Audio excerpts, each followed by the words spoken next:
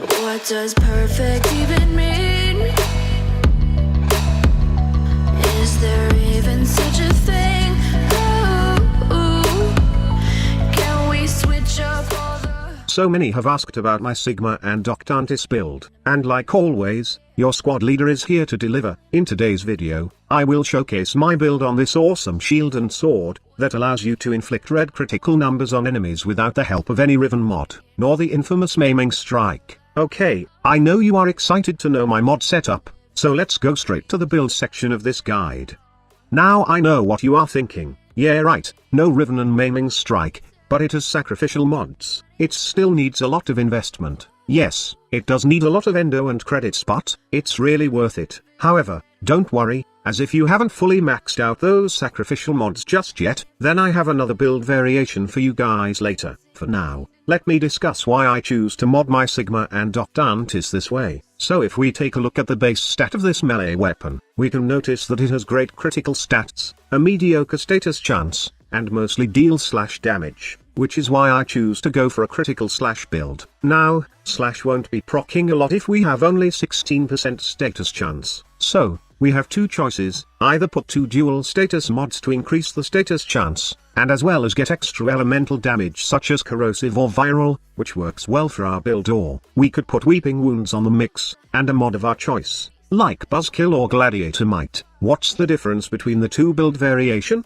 The one with dual status mods gives you good status to proc slash, and as well as allow you to proc another status depending on what combination you choose, while the one with weeping wounds gives you more chance to proc slash, if you can rack up that combo counter fast, which we can, with the help of the final Harbinger stance, and it allows us to give either more slash damage or critical damage, or any add-on depending on what mod we choose to equip on this slot. In my case, I would go with the dual status mods as I like mixing viral with the slash procs that Sigma and OCTANTIS have. If you notice, I have no attack speed mod on this build. Why? It's because I find the Sigma and OCTANTIS really fast, especially with the final Harbinger stance. Sometimes, I get some motion sickness with this melee weapon when I equip the Berserker mod on it, and, in my honest opinion, it really don't need any attack speed, as the final Harbinger has this insanely fast combo that can hit like a truck also, and of course, I have primed reach for more range to hit a crowd of enemies, organ shatter for more critical damage, and lastly, the blood rush mod.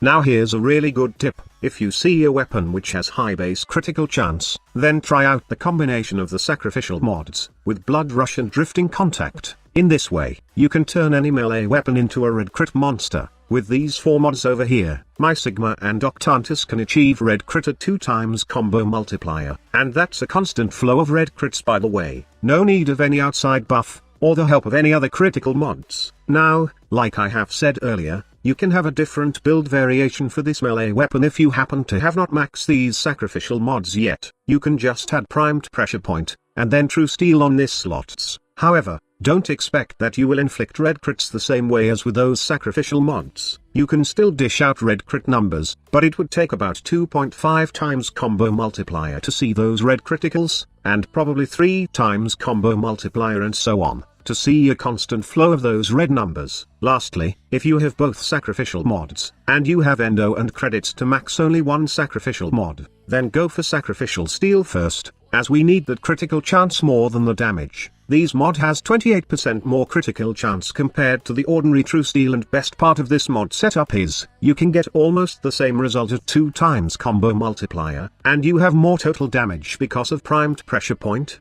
Really soon, I will try Sigma and OCTANTIS with an insanely good Riven, thanks to one member of our squad, who wants to lend me his Sigma and OCTANTIS Riven, so be sure to check it out. Before you leave, I would just like to answer this ever-looming question: is the Sigma and OCTANTIS good?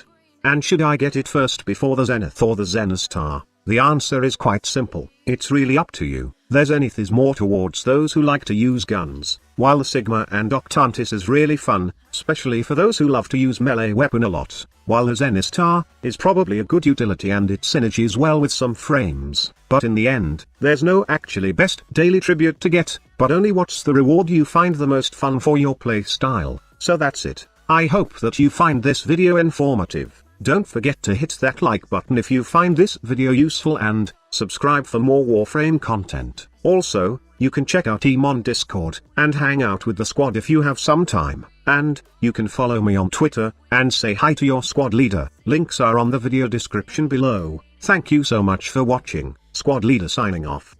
They keep weighing me down. My heart is begging me to get the hell out of my head. I'm gonna live inside the upside down for a minute and pretend, honey, I'm a perfect 10. Whoa, honey, I'm a perfect 10. Whoa, and if I say it enough, it gets in